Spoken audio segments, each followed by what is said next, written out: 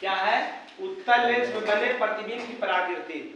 उत्तल लेंस आप दर्पण में, अवतल दर्पण उसमें इसमें दोनों में से मतलब 2-3 नंबर का कन्फर्म रहेगा तो रहेगा, हर हाल में रहेगा। इसलिए आपको बारीकी से देखना है और समझना है। जब भी खिंचाएगा तो ये चिन्ह सॉरी आलेख जो खींचे थे आलेख उसी से खिंचाएगा। ठीक। जब वस्तु अनंत पर हो, जब वस्तु अनंत पर हो तो उसका प्रतिबिंब कहाँ बनता है? मुख्य फोकस पर। अब वस्तु करे है ऊपर, प्रतिबिंब करे बन रहा नीचे। इसका क्या मतलब हुआ? उल्टा रहेगा तो वास्तविक है ना। अनंत पर है, कितना बड़ा वस्तु हमारा पता है? तो अनंत पर है, अनंत के मतलब हमको था नहीं है, एकदम तो पता चलने की इतने को। तो अनंत की अपेक्षा बस प्रतिबिंब की जो है, प्रतिबिंब का आकार जो कितना हुआ इतना हुआ, तो अनंत की अपेक्षा ये बहुत छोटा है कि नहीं। तो इस क्वेश्चन कैसे रहेगा? आपसे पूछेगा, बोलेगा कि बउआ कि जब वस्तु उत्तल लेंस में, जब वस्तु अनंत पर हो तो उसकी प्राकृतिक बताएं, प्रतिबिंब की प्राकृतिक बताएं, प्रतिबिंब की।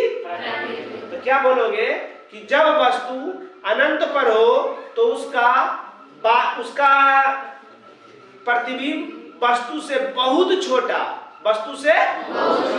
अनंत के बाद जब रहेगा तबे बहुत का यूज करना है, तो बहुत का यूज नहीं होगा है ना। वस्तु से बहुत छोटा, वास्तविक, क्या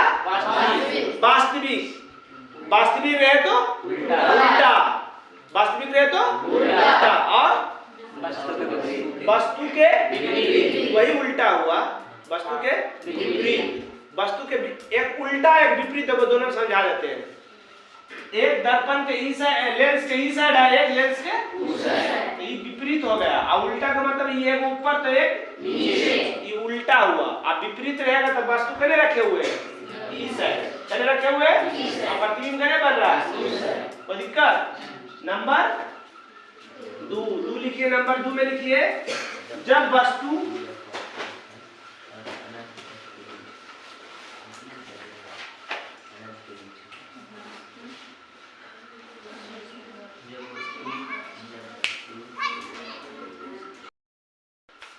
नंबर 2, जब वस्तु पहला अनंत पर था, अब बोले तो धीरे धीरे बढ़ेगा लेंस की ओर। जब वस्तु अनंत और 2f के बीच हो, कहाँ है?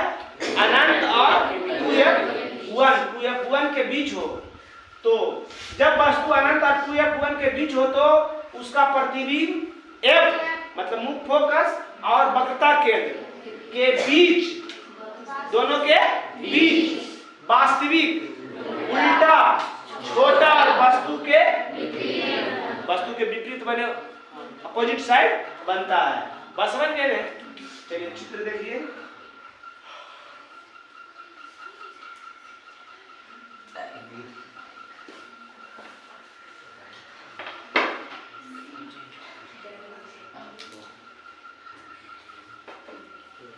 कहाँ है वस्तु?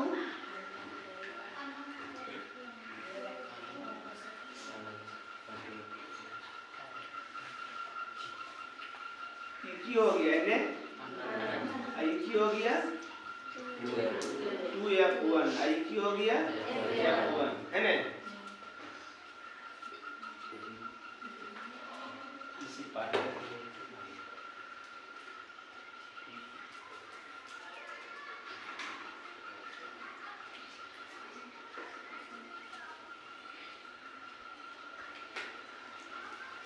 आप जानते हैं प्रधान अक्ष के समांतर सभी अपतित किरणें, प्रधान अक्ष के समांतर सभी अपवर्तन के बाद कहां से?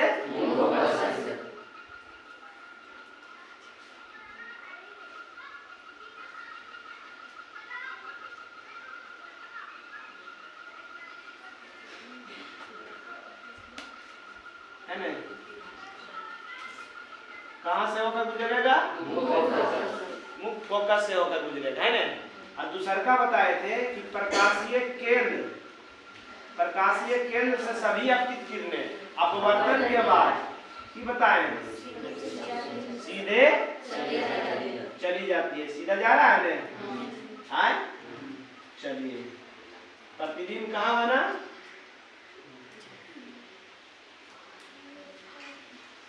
कर भी रहा है। प्रतिबिंब कहाँ बना? F और 2F कर देते हैं, ऊपर लिख देते हैं। क्यों हुआ? बोलो ना, जल्दी बोलो।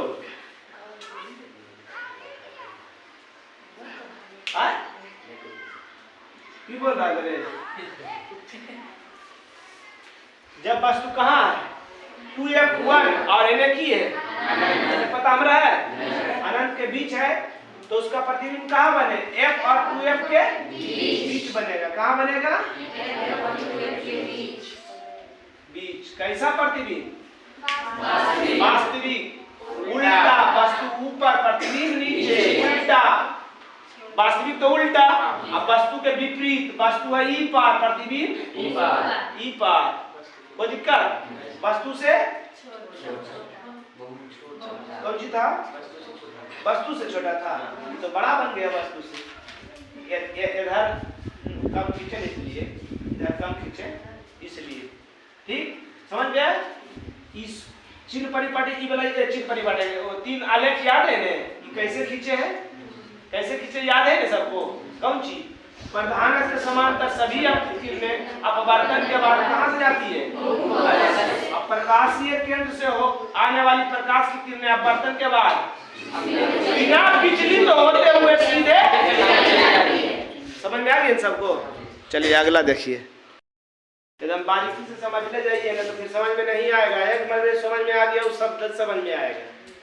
पहले अनंत पर तो मुक्त फोकस पर प्रतिबिंब कहाँ बना? हम की बोले उधर से बढ़े ले जाना, इधर से बढ़े ले जाना है ना।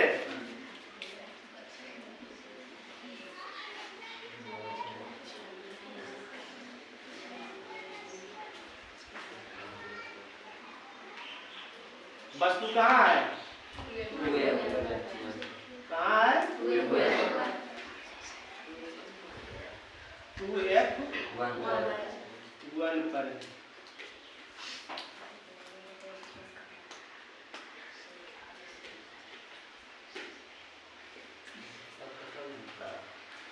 पहले था अनंत पर, उसके बाद आया अनंत और 2F के बीच, अबरी 2F और प्रतिबिंब बना था मुक्त फोकस पर। अगला बार बना था मुक्त फोकस और 2F के बीच, अभी किस पर बनेगा? 2F। प्रधान के समांतर सभी अपतित किरणें अपवर्तन के बाद कहाँ से जाती है? मुक्त फोकस से जाती है ना।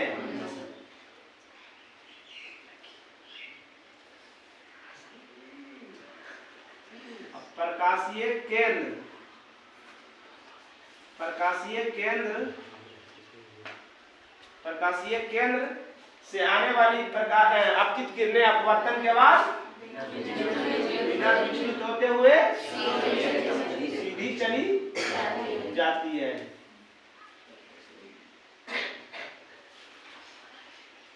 है ना?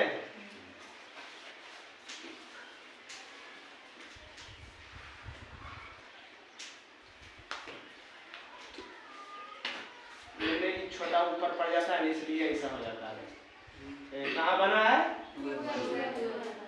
2F1 पर बना है। 2F1 पर बना है। पहले अनंत पर तो मुक्त फोकस पर, अनंत और 2F1 के बीच तो F और 2F के बीच बना था रे। अब 2F पर तो 2F1 पर तो 2F पर, अब 2F और प्रकाशीय ध्रुव के बीच तो ये जाएगा अनंत और 2F के बीच। समझ रहा है ना बात? समझ में आ गया? कोई दिक्कत? ये सब चीज समझ रहा है ना कि प्रधान के समांतर सभी अपतित किरणें अपवर्तन के बाद कहाँ से जाती है? प्रकाशीय केंद्र से होकर आने वाली प्रकाशीय किरणें अपवर्तन के बाद निकल जाती है। चौथा देखिए, चलिए आ जाइए चौथा नंबर। कहाँ है वस्तु? 2F1 और F1 के बीच।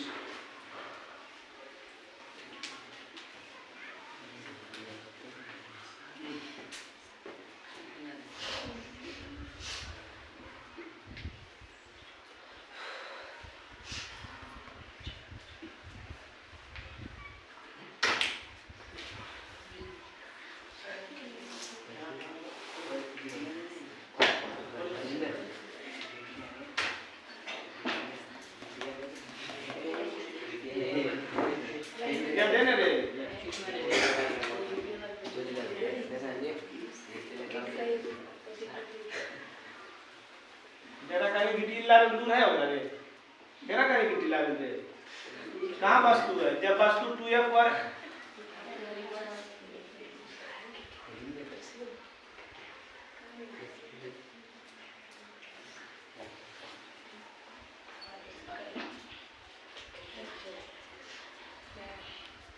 जल के गिट्टी रे कितना लाभ निकाल रे आय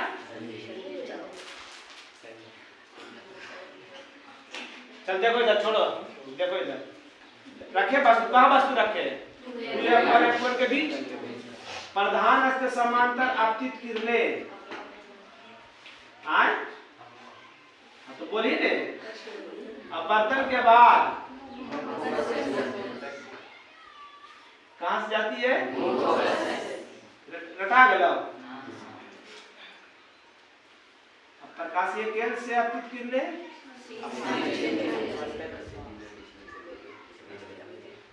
बिना विचलित होते हुई सीधी चली जाती है ना कहाँ चली जाती है सीधी रेखा में चली जाती है।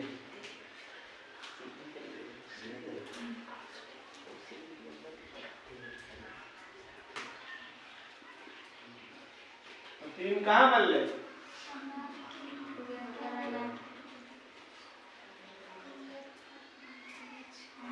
2F एने की है 2F है दोनों के की कहाँ बन ले है ना तो जब वस्तु 2F1 और F1 के बीच हो तो उसका प्रतिबिंब F और 2F और अनंत के बीच वस्तु के उल्टा वास्तविक वस्तु से बड़ा बनता है विपरीत है ये विपरीत भी गोलमी विपरीत बनता है समझ रहे ने वस्तु करे जा आ रहे लेंस की ओर सीधा सीधा बशीबा देने जा रहे करे आ रहे लेंस की ओर आई कने भाग रहे अनंत से लेंस की ओर ना लेंस से अनंत की ओर है ना जैसे जैसे होने से बढ़ा रहे हैं इसको उसे उसे बढ़ा रहे हैं समझ गए चलिए आइए चलिए पांचवा क्या है जब वस्तु कहाँ है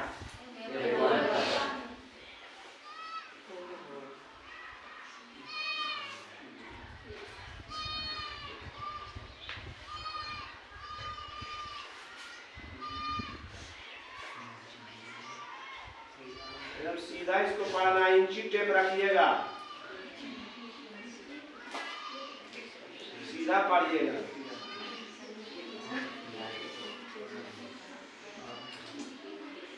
प्रधान अक्ष के समांतर आपतित किरणें अपवर्तन के बाद फोकस पर प्रकाशीय केंद्र से आने वाली प्रकाश किरणें अपवर्तन के बाद बिना विचलित होते हुए सीधी रेखा में चली जाती है काटने में रहा रे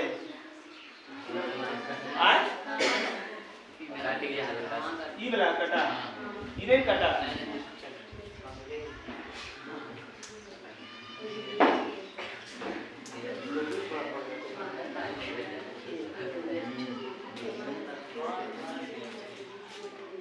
पहला अनंत पर था वस्तु तो मुख्य फोकस पर बना था अब मुख्य फोकस पर है तो कहाँ बनेगा इतना वास्तविक बनता है क्या बनता है अनंत के बाद कहाँ बनेगा पता चलेगा आपने जब पता नहीं चलता तो उसको की बोलते हैं तो एगो इसमें काल्पनिक ऐसे 2 काल्पनिक बनता है मगर तुम्हारा किताब में एक ही को दिए हुआ है उसको भी बता देंगे हम मगर आपको इतने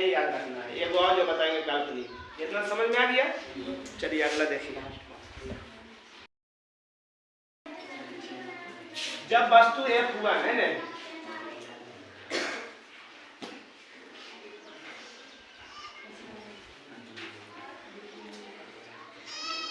कट नहीं रहने दे आए प्रकाशीय केंद्र है F1 है ना,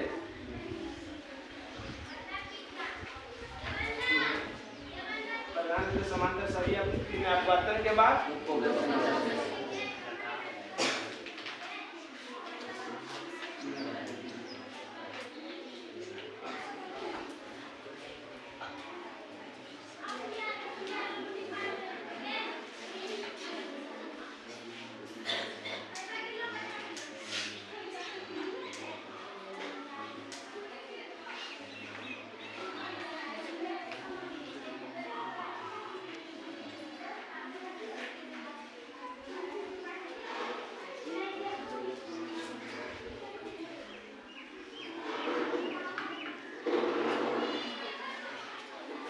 देखो इधर इसको देखो, F1 प्रकाशीय केंद्र के बीच है, प्रधान अक्ष के समांतर आपतित किरणें अपवर्तन के बाद कहां से होकर गुजरती है? मुख्य फोकस से होकर गुजरती है ना, ठीक। अब दूसरा का कहां से गुजरती है? प्रकाशीय केंद्र से आने वाले प्रकाश की किरणें अपवर्तन के बाद सीधा चली जाती है, सीधा चली जाती है।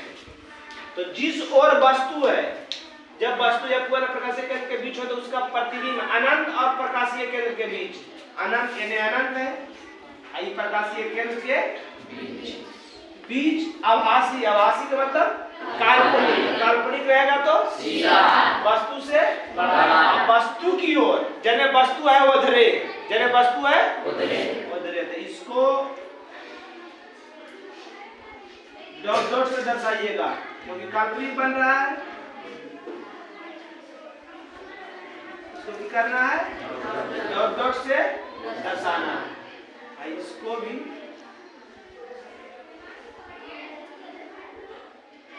की करना है डॉट डॉट से दर्शाना है।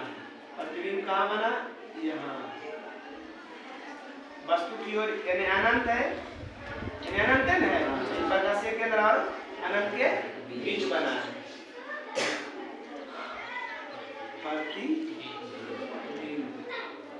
इसको ऐसे भी लिख सकते हैं कि जब वस्तु F1 प्रकाशीय केंद्र के बीच हो तो उसका प्रतिबिंब आभासी सीधा वस्तु से बड़ा अब वस्तु की ओर बनता है। कहाँ पर बन रहा है उन्हें भी दर्शाएगा चलेगा, नहीं भी दर्शाएगा तो चलेगा।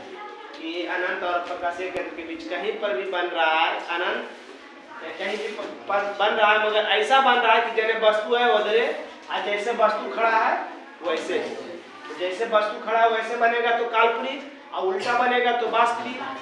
जैसे वस्तु है उधरे बनेगा तो काल्पनिक, और अगर उल्टा बनेगा तो वास्तविक। तो दिक्कत समझ गए? यही इसमें एक काल्पनिक प्रतिबिंब बनता है।